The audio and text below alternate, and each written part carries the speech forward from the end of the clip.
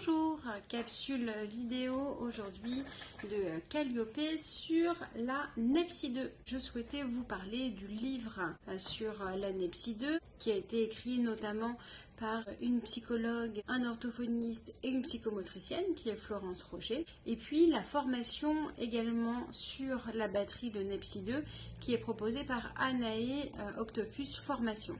La NEPSI2, de nombreux psychomotriciens connaissent, tout le monde ne l'utilise pas.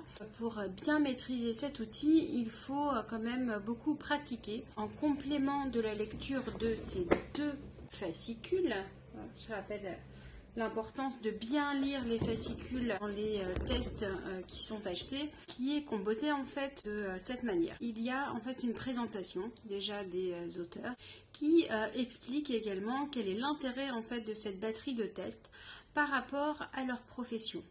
Et puis ensuite, ils vont détailler dans le livre les différentes fonctions et puis les subtests. Donc on va vraiment voir subtest par subtest l'intérêt de ces derniers, comment les coter, comment les interpréter, ce qu'il faut observer également, puisqu'il y a une cotation objective, mais il y a toujours bien sûr une part de cotation subjective où on va observer les comportements de l'enfant, ses réactions, etc.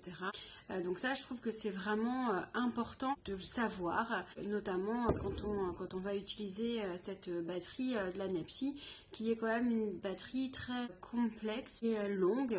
Alors on ne va pas forcément utiliser tous les subtests en tant que psychomotricien, mais vous verrez en utilisant cette batterie et puis si vous achetez le livre ou si vous faites la formation qu'on peut quand même utiliser de nombreux subtests. Donc c'est une batterie qui est appelée plutôt de seconde intention, donc peu importe la profession. Elle va venir pour les psychomotriciens en complément de l'utilisation de la MABC2, de la NPMOD, de l'EMG, de d'autres batteries, par exemple des fonctions attentionnelles.